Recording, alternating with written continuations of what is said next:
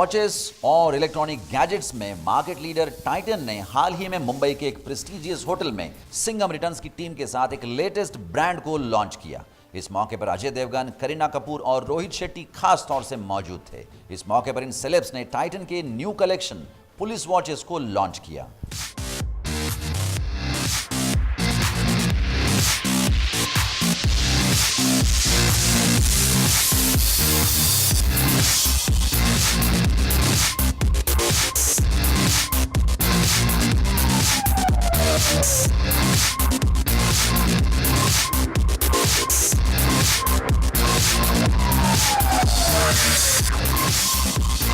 इस prestigious event पे बाजीराव सिंघम और करीना ने कई बातें शेयर की, जिसमें उनके पर्सनल लाइफ में वॉचेस का कितना इंपॉर्टेंस है ये बातें तो शामिल थी ही, साथ में फिल्म के बारे में भी उन्होंने कुछ खास बातें शेयर की।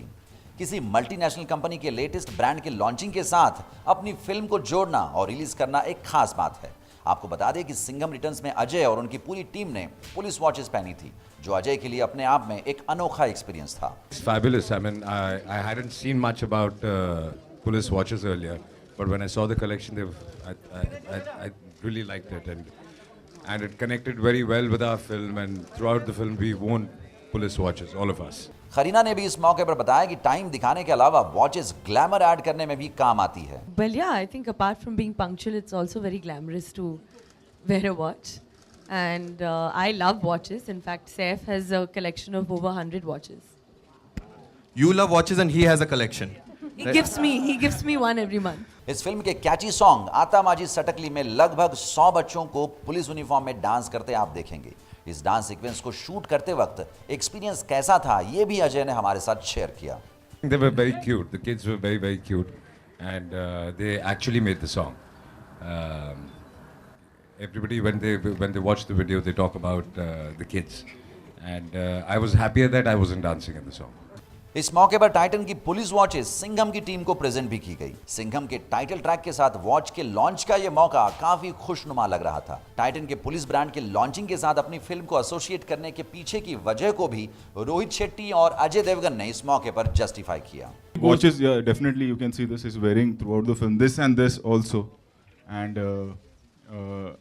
it's like protector, police. Singham, इससे अच्छा और क्या हो सकता है? आजकल वक्त देखने के लिए कोई घड़ी नहीं पहनता, क्योंकि वो सबके पास मोबाइल होते हैं उसके ऊपर।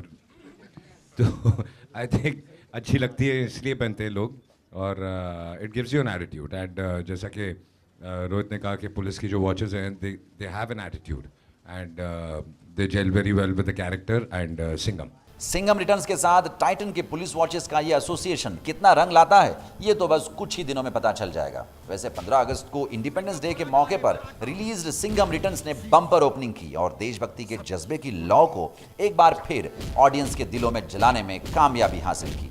अब देखना यह है कि यह फिल्म 200 करोड़ के बॉक्स ऑफिस कलेक्शन के आंकड़े को छू पाती है या नहीं। MS entertainment, Mumbai. अगर ऐसा है तो आई की शपथ, ये वर्दी उतार कर फेंक दूंगा।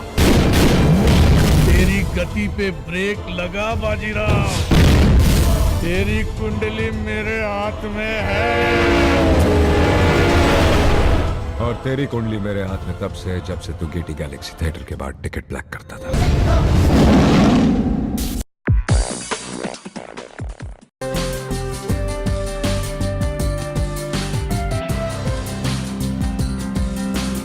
बॉलीवुड फिल्म इंडस्ट्री में अपनी खूबसूरती और अभिनय के दम पर अपना एक खास मकाम बनाने वाली अभिनेत्री सोनाक्षी सिन्हा हाल ही में हमें नजर आई मुंबई की जहांगीर आर्ट गैलरी में, जहां पर उन्होंने प्रफुल्ला डहानूकर के आर्ट एग्जीबिशन का इनॉग्रेशन किया।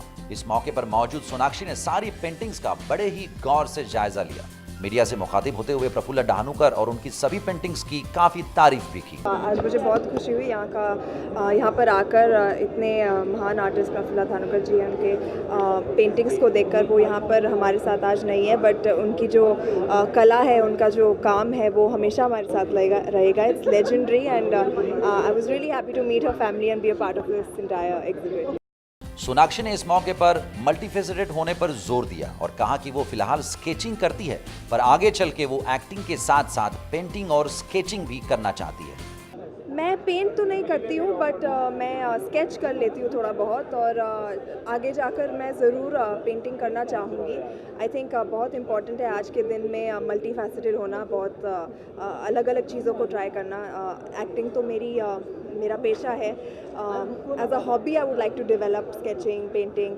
अभी फ़िलहाल मैं स्पोर्ट्स में भी जा रही हूँ, मैंने वर्ल्ड कबड्डी लीग परचेज़ की है, तो अलग अलग चीज़ें करनी चाहिए आज के डे एंड एज में। सोनाक्षी से जब पूछा गया कि पेंटिंग को लेकर क्या वो सलमान से इंस्पायर्ड है, क्योंकि सलमान कभी कभी शूटिंग के दौरान पेंटिंग करते हुए नजर आते हैं।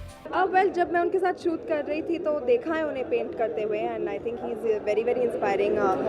जो इम्प्रॉम्प्टू जो उनके मन में आता है वो कैनवस पे उतार देता है। I think that's a very very special talent. Well, Sonakshi अक्सर पेंटिंग एग्जीबिशंस में जाती रहती है और पेंटिंग को काफी पसंद भी करती है। शूटिंग के बिजी शेड्यूल में से इस तरह से पेंटिंग एग्जीबिशंस में जाने के लिए वक्त निकालना अपने आप में एक बड़ी बात है। फिलहाल अपनी अगली फिल्म तेवर की शूटिंग में बिजी सोनाक्षी से दोबारा मिलने का हमें और शायद आप सबको भी जरूर इंतजार रहेगा। MS entertainment, Mumbai.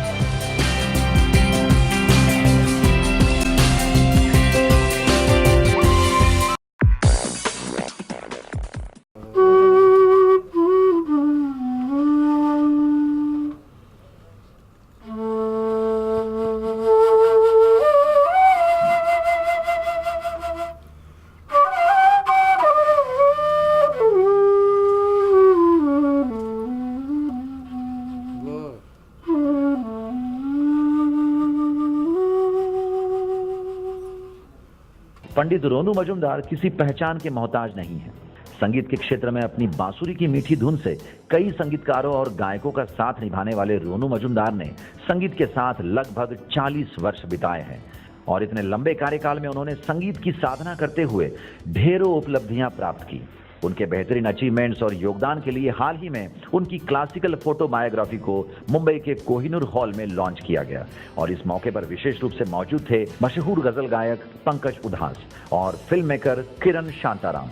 मशहूर बांसुरी वादक रोनू मजुमदार की इस क्लासिकल फोटो बायोग्राफी का नाम है मंत्रमुग्ध वुडविंड जर्नी ऑफ पंडित रोनू मजुमदार, जिसे इस खास मौके पर लॉन्च किया गया। इस मौके पर बात करते हुए पंडित रोनू मजुमदार ने अपने इतने वर्षों के संगीत के सफर के बारे में हमें खुलकर बताया। ये जर्नी बहुत सुखद रहा, बहुत ही म्यूजिकल रहा, बहुत सीखने को मिला। बहुत बड़े बड़े कलाकार इस सफ़र में मिलते रहे। हमारे गुरुजी पंडित रविशंकर जी, पंडित विजय राघव राव जी, पंडित लक्ष्मण प्रसाद जयपुर वाले जी, और जो कलाकार भी मिले वो सब ऐसे मिले जिनसे कुछ न कुछ मुझे सीखने को मिला। और ईश्वर से प्रार्थना है कि आगे की जर्नी में ऐसे ही मैं बड़ों से सीखता रहूं और कुछ न कुछ मैं अच्छा करूं म्यूजिक में। गजल सम्राट पंकज उधास ने भी इस मौके पर रोनू मजुमदार के 40 वर्षों के अचीवमेंट्स की सराहना करते हुए उन्हें अनमोल रतन का खिताब दिया। रोनू जी हमारे भारत के बहुत ही अहम बांसुरी वादक हैं। न सिर्फ बांसुरी वादक है, लेकिन जैसे मैं हमेशा कहते आया हूँ कि वो बांसुरी के साधक है, क्योंकि उन्होंने इतनी साधना की है। क्योंकि 40 साल कोई छोटा अरसा नहीं होता है, बहुत लंबा अरसा होता है। लेकिन इन 40 सालों में उन्होंने बांसुरी की इतनी साधना की है, संगीत की साधना की है, और उसका ही परिणाम है कि उन्होंने भारत के ऐसे कलाकारों के साथ स्टेज पे परफॉर्म किया है, स्टूडियो में बजाया है, जैसे पंडित रविशंकर जी से लेके बड़े बड़े महान कलाकारों के साथ। और आज भी उनमें वो लगन है, उनमें वो जोश है कि जो आज से 40 साल पहले था। तो मैं तो यही कह सकता हूँ कि भारत के जो अनमोल रतन है शास्त्रीय संगीत के क्षेत्र में, उनमें से एक रोनू जी है। साथ ही फिल्म निर्माता किरण शांताराम ने भी रोनू मजुमदार की जमकर तारीफ की और उम्मीद जताई कि वो आगे भी अपनी बांसुरी की धुन से सबको मंत्रमुग्ध करते रहेंगे।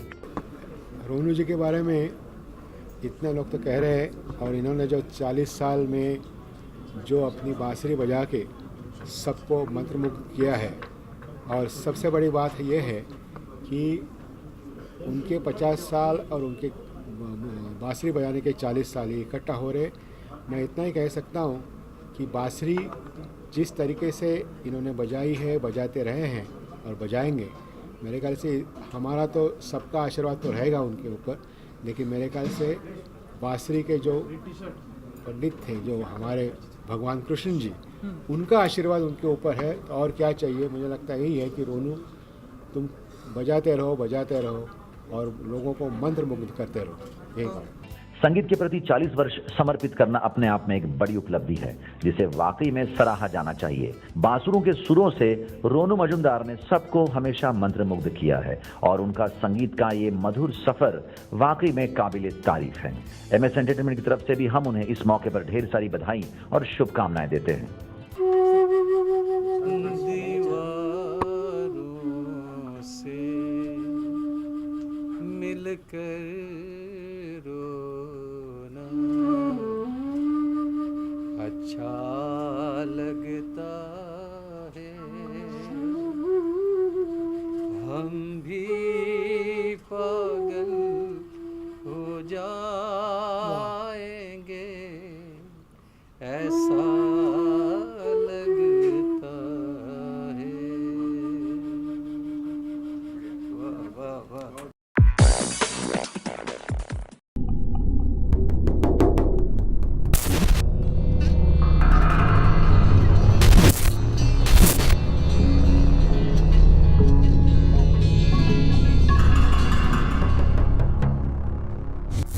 हॉरर फिल्मों की कड़ी में एक और फिल्म आ रही है जिसका नाम है ट्रिप टू भानगढ़। सच्ची घटना पर आधारित इस फिल्म का हाल ही में मुंबई में म्यूजिक लॉन्च किया गया और इस मौके पर इस फिल्म से जुड़े लगभग सभी कलाकार मौजूद थे। म्यूजिक लॉन्च के बाद फिल्म के एक्टर और डायरेक्टर ने इस फिल्म से जुड़ी कई बातें हमसे शेयर की। इस फिल्म से डेब्यू करने वाले लीड एक्टर्स मनीष चौधरी और पूनम पांडे ने इस फिल्म से जुड़ने के अपने एक्सपीरियंस को हमसे शेयर किया। Jitendra Pawar is a very good director and he is a friend of mine. मैं इससे पहले एक मूवी कर रहा था रमन कुमार जी के साथ, जिन्होंने सिलसिला गोविंदा के साथ की है, संजय दत्त जी के साथ काम किया है। उनका बहुत ही फेमस गाना था तुमको देखा तो ये ख्याल आया, but eventually what happens is उनका मूवी थोड़ा सा डिले हो गया and this movie is supposed to be my debut movie that way. So अच्छा लगा, ऑडिशंस दिए दिल्ली में। ड्यूरिंग माई स्टडीज़ मैं MBA कर रहा था, so I was thinking कि what is the most satisfactory thing to do in life, and I was doing a few small roles for Doordarshan and all, so I thought कि I should try in movies also, so I gave auditions and I got selected. मेरे जो स्पर्श नाचल अंग से मैंने जो coaching लिया है, मेरे जो गुरुजी हैं, मैंने वहाँ से मुझे इन्होंने पकड़ा और मैंने वहीं से ऑडिशन दिया अपना, और लक था मेरा जो मैं यहाँ आ गई और आई एम वेरी हैप्पी। मेरा डेब्यू फिल्म है। इस फिल्म की शूटिंग रियल हॉन्टेड लोकेशन यानी भानगढ़ में ही हुई है। शूटिंग में किस तरह की डिफिकल्टी आई ये पूछने पर फिल्म के डायरेक्टर जितेंद्र पवार ने हमसे अपना एक्सपीरियंस शेयर किया। सबसे अच्छी बात यह है कि ट्रिप टू भानगढ़ पहली एक ऐसी फिल्म है जो हम लोगों ने रियल घोस्ट प्लेस पे शूट किया, रियल हॉन्टेड लोकेशन पे। तो पहले वहाँ का परमिशन लेना, सबको तैयार करना, कास्ट एंड क्रू को लेके जाना बहुत टफ था, लेकिन धीरे धीरे सारी चीज़ें होती रही और हम लोगों ने वहाँ पे परमिशन ली, रियल लोकेशन घोस्ट के बीच में जाके शूट किया जहाँ पे बहुत सारे इंसिडेंट्स हुए। मतलब हम लोग जान जाते जाते मर गए होते सब लोग। कुछ ऐसे इंसिडेंट्स भी हुए जो आपको धीरे धीरे पता चलेंगे, लेकिन सब चीज़ें अच्छे से हो गई। टीम बहुत सपोर्टिव थी, सबने साथ दिया, एक्टर्स लोग मेरे साथ थे, सबने बोला कि आप करो, फिल्म बनाओ, हम लोग आपके साथ हैं, हमें कोई टेंशन नहीं, चलिए आप भानगढ़। इस फिल्म में 5 दोस्तों की कहानी को दर्शाया गया है जो कॉलेज की तरफ से भानगढ़ टूर पर जाते हैं और वहां पर फिर उन्हें ढेर सारी मुसीबतों का सामना करना पड़ता है। हॉरर फिल्म को हॉन्टेड लोकेशन पर ही शूट करने का साहस करने वाले यंग डायरेक्टर जितेंद्र पवार पूरी तरह से तैयार है अपनी फिल्म को रिलीज करने के लिए। अब देखना यह है कि डेब्यू करने वाले एक्टर्स के साथ बनाई ये फिल्म दर्शकों को कितना आकर्षित कर पाती है। MS entertainment, Mumbai. एक एक करके मरोगे।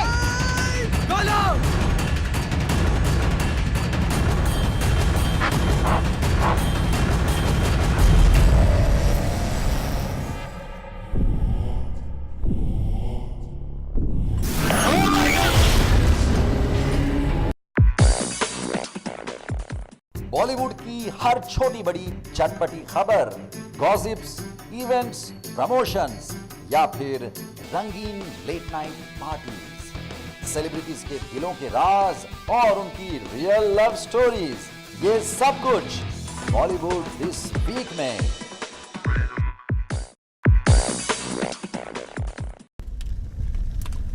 हैदर, मेरा इंतकाम लेना मेरे भाई से। उसकी उन दोनों आंखों में गोलियां दागना जिन आंखों से उसने तुम्हारी मां पर फरेब डाले थे।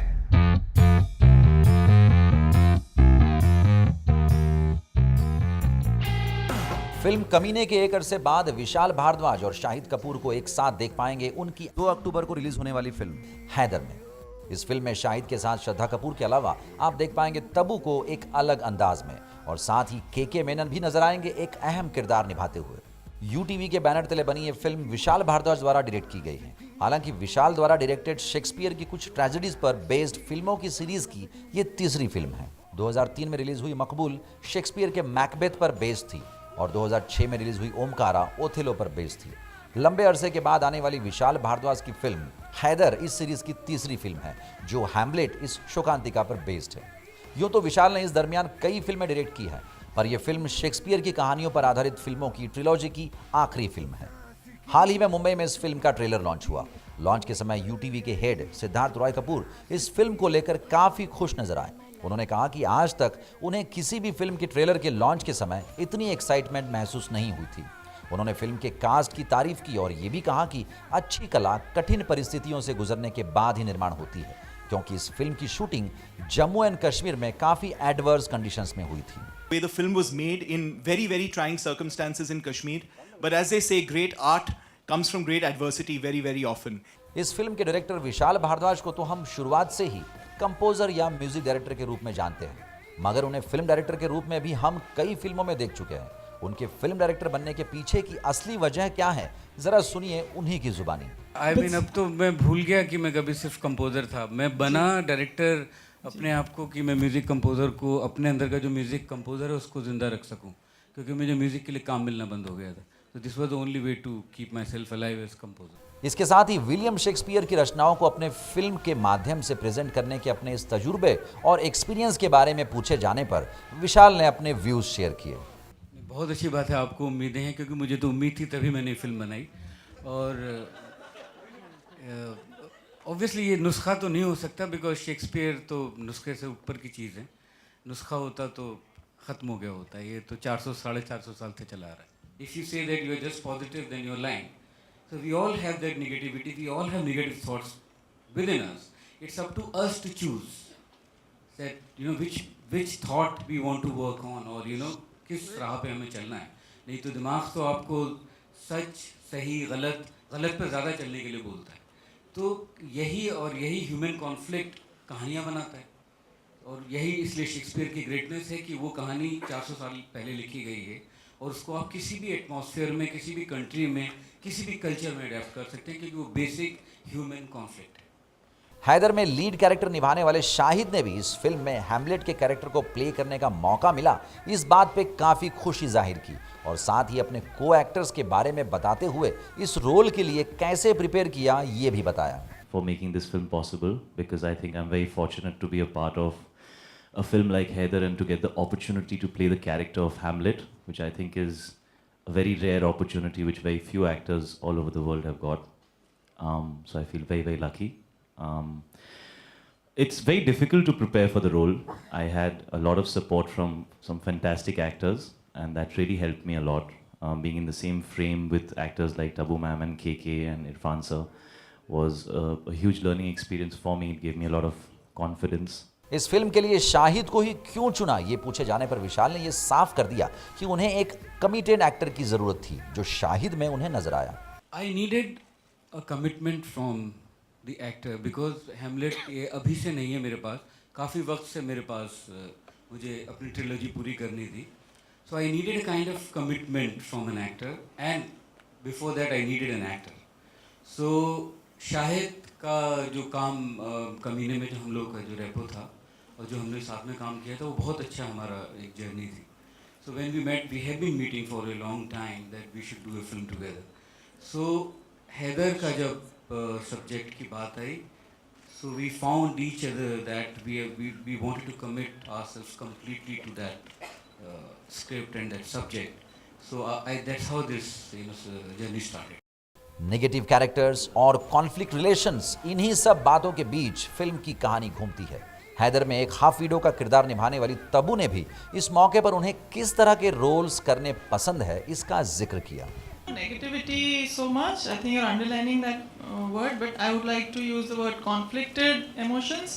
So like it's always Like Vishal said, it's always interesting to watch, and as an actor, it's always more challenging and interesting to portray conflict. You know, because that's harder for you to, put your finger on and say, okay, I'm playing a good woman or a bad woman. So it's always more exciting. इस film में Claudius का अहम किरदार निभाने वाले के मेनन ने भी इस मौके पर कॉन्फ्लिक्ट और ड्रामा से जुड़े अपने व्यूज शेयर किए। मैं कॉन्फ्लिक्ट में मानता हूँ। मैं ये मानता हूँ कि इस दुनिया में कॉन्फ्लिक्ट नहीं है तो ड्रामा नहीं है, और ड्रामा नहीं है तो थिएटर नहीं है, सिनेमा नहीं है। तो मेरे ख्याल से जब दो इंसान स्क्रीन पर आते हैं तो अगर वो रिलेशनशिप नहीं बनती है, हमको वो दिखाई नहीं देता, तो फिर वो बड़ा बोरिंग हो जाता है मामला। तो we are used to single people showing off on screen. That's a different issue. But when you actually see cinema or drama in theater, you need to see that relationship, and relationship is always born out of conflict. So that's what I believe. And apart from that, of course, the industry sees always a negative in me, so I enjoy playing it. Shakespeare के जो भी fans हैं उनके लिए ये film एक तोहफा है, और जिनको शेक्सपियर के बारे में पता नहीं है उनके लिए ये फिल्म उनकी रचनाओं के बारे में जानने का एक जरिया है। उम्मीद है कि ये फिल्म भी विशाल भारद्वाज की पिछली फिल्मों की तरह ही लोगों को जरूर पसंद आएगी। MS entertainment, Mumbai.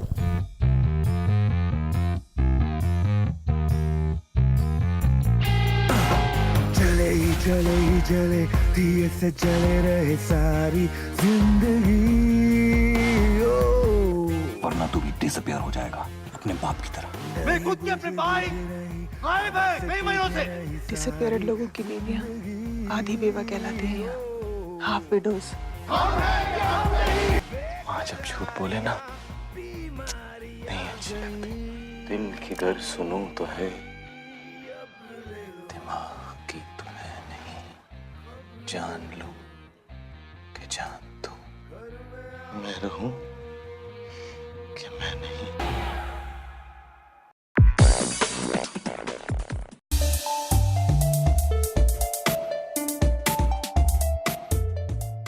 मुंबई में आए दिन फिल्मों की शूटिंग तो होती ही रहती है, और हमें मौका मिल जाता है ऑन लोकेशन पहुंच के फिल्म के एक्टर्स से रूबरू होने का।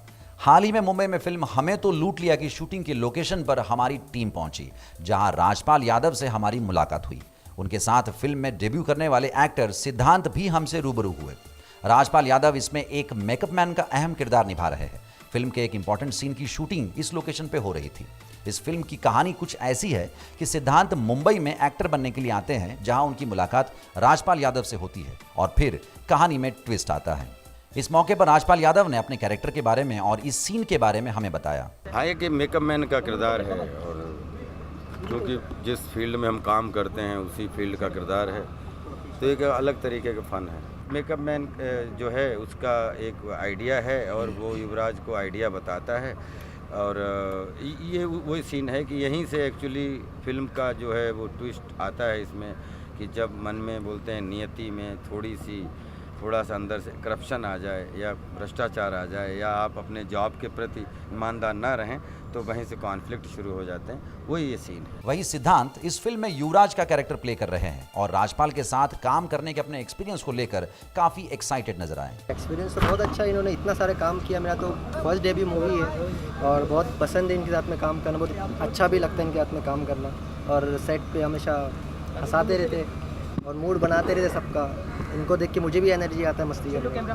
तो ये अच्छे एक्टर है, और साथ साथ में मुझे भी इनसे कुछ सीख मिलती है करने के लिए। ये फिल्म की शूटिंग का आखिरी दिन था। अब फिल्म के पोस्ट प्रोडक्शन में भी थोड़ा वक्त तो लग ही जाएगा। राजपाल यादव ने बड़े बड़े फिल्म स्टार्स के साथ स्क्रीन शेयर किया है। अब नए एक्टर्स के साथ वो कितना रंग जमा पाते हैं, वो तो फिल्म रिलीज होने के बाद ही पता चलेगा। MS entertainment, Mumbai.